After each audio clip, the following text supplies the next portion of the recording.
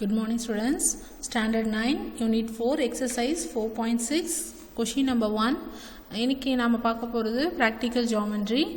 Draw a triangle ABC where AB equal to 8 cm and BC equal 6 cm and angle B equal to 70 degree and locate its circumcenter and draw the circumcircle. ஓகேவா? So நம்ம வரைய போகிறது circumcircle தான் வரைய போகிறோம். ஓகேவா? So அப்போ கொடுத்துருக்க மெஷர்மெண்ட்டுக்கு நம்ம ஃபஸ்ட்டு ஒரு ட்ரையாங்கிள் வரைஞ்சிக்கணும். ஸோ அதோட நேம் அவங்களே கொடுத்துட்டாங்க ஏபிசி அப்படின்ட்டு. ஸோ ஃபஸ்ட்டு நம்ம ரஃப் டயக்ராம் வரைஞ்சிக்கலாம். ஸோ ரஃப் டயக்ராம் வந்து எப்படி இருக்க போகுது அப்படின்னா ஒரு சர்க்கிள், அந்த சர்க்கிள்குள்ளே ஒரு ட்ரையாங்கிள். ஓகேவா? ஸோ சும்மா உங்கள் எனி மெஷர்மெண்ட்டுக்கு சின்னதாக ஒரு சர்க்கிள் வரைஞ்சிக்கோங்க. அந்த சர்க்கிள் சுற்றி சர்க்கிள்குள்ளே ஒரு ட்ரையாங்கிள் இருக்க மாதிரி வரைஞ்சிக்கோங்க. ஓகேவா? இப்படி தான் நம்ம வரைய போகிற டயக்ராம் இப்படி தான் இருக்க போகுது. ஸோ ஏபிசி ட்ரையாங்கிள் வரைய போகிறோம். ஸோ அதை சுற்றி சர்க்கிள் இருக்க போகுது. அந்த லென்த்தை வந்து நம்ம மென்ஷன் பண்ணிக்கலாம். ஏபி வந்து 8 centimetre and BC equal to 6 centimetre. Angle B வந்து 70 டிகிரி இருக்கணும். ஓகேவா? ஸோ அதுக்கப்புறம் நீங்கள் in circum centre find out பண்ணிட்டு சர்க்கிள் ஃபைண்ட் அவுட் பண்ணணும். ஓகே. ஸோ இப்போது நம்ம ரஃப் டயக்ராம் வரைஞ்சிக்கலாம். சரி, ரஃப் டயக்ராம் வரைஞ்சாச்சு இல்லையா? Fair diagram. ஸோ ஃபேர் டயக்ராமில் ஃபஸ்ட் ட்ரையாங்கிள் வரையணும். ட்ரையாங்கிள் வரைஞ்சிட்டு அதுக்கப்புறம் தான் நம்ம சர்க்கும் சென்டர் ஃபைண்ட் அவுட் பண்ணிட்டு அதுக்கப்புறம் அந்த சர்க்கும் சென்டர் அண்ட் ரேடியஸை யூஸ் பண்ணி நம்ம சர்க்கிள் வரைய போகிறோம். So first you have to draw BC 6 centimetre. Okay, BC 6 centimetre ஒரு ஸ்ட்ரெயிட் லைன் போட்டுக்கலாம். பிசி 6 சென்டிமீட்டர் இருக்க போது அதுக்கப்புறம் பார்த்தீங்கன்னா angle B equal to 70 degree சொல்லியிருக்காங்க இல்லையா? ஸோ அதனால் ஆங்கிள் பி 70 டிகிரி நம்ம இந்த பக்கம் இருந்து 70 டிகிரி. ஓகே, 70 டிகிரி மேக் பண்ணியாச்சு. அண்ட் தென் அந்த பாயிண்ட்டை வச்சு நம்ம ஒரு ஸ்ட்ரெயிட் லைன் போட போகிறோம். ஓகேவா? இப்போது இது வந்து இங்கே ஏபி வந்து 8 சென்டிமீட்டர் இருக்கணும். ஸோ காம்பஸில் 8 சென்டிமீட்டர் வந்து நீங்கள் ஃபிக்ஸ் பண்ணிக்கணும். 8 சென்டிமீட்டர் ஃபிக்ஸ் பண்ணிவிட்டு நம்ம ஆர்க் போட போகிறோம் பியிலேருந்து கட் பண்ணி. ஓகே,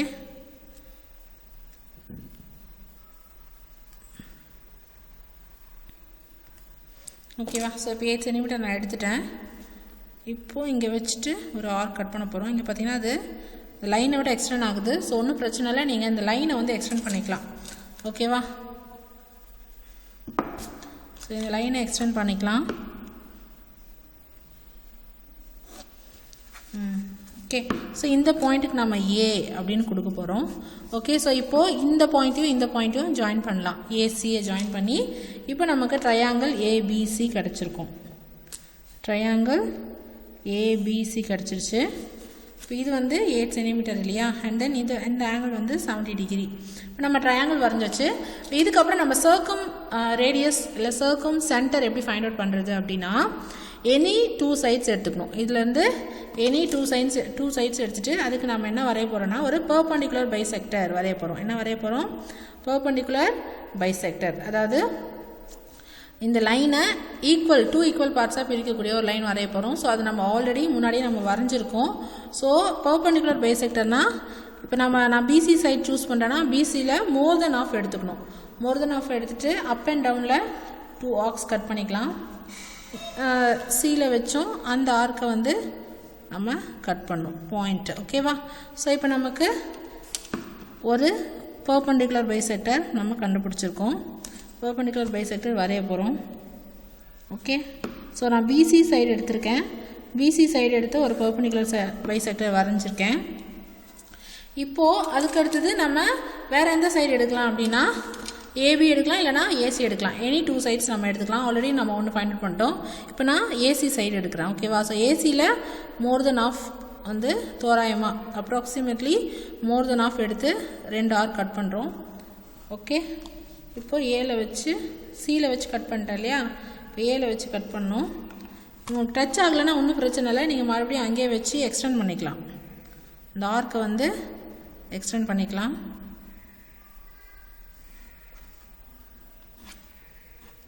ஓகே, ஸோ இப்போ இந்த ரெண்டு ஆர்க்கை 2 ஆர்க்ஸை வந்து பாயிண்ட் மேக் பண்ணி நீங்கள் ஒரு பெர்பெண்டிகுலர் பைசெக்டர் லைன் வரையணும்.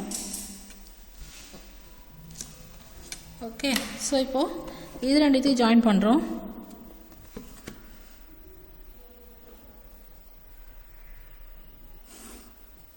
ஓகே,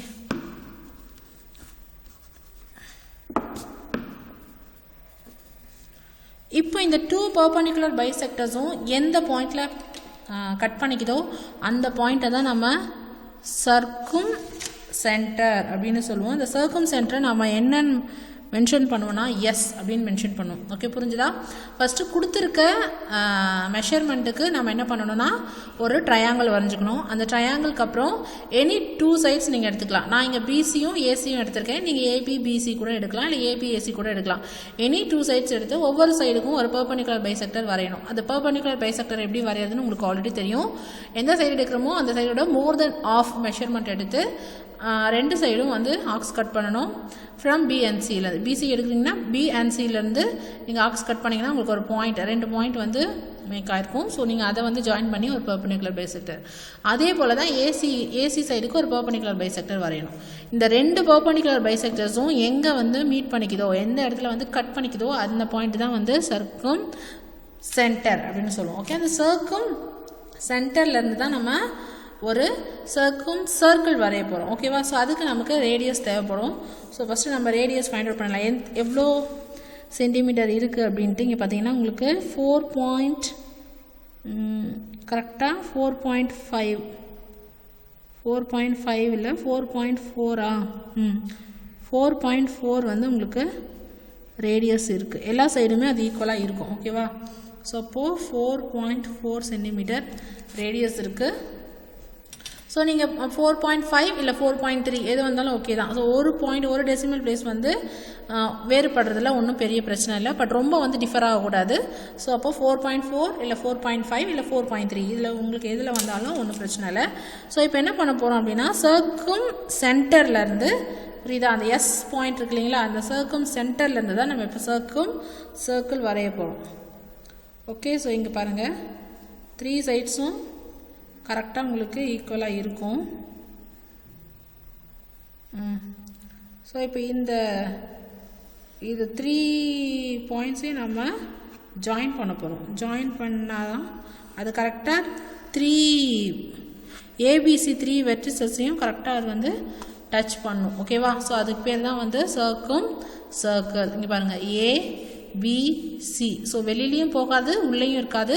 கரெக்டாக அந்த எஸ் பாயிண்டில் வச்சு நீங்கள் சர்க்கிள் போட்டிங்கன்னா கரெக்டாக அது ஏபிசி 3 பாயிண்ட்டையும் டச் பண்ணி ஒரு சர்க்கிள் வரையும். அதுக்கு பேர் தான் வந்து சர்க்கிள் அப்படின்னு அர்த்தம்.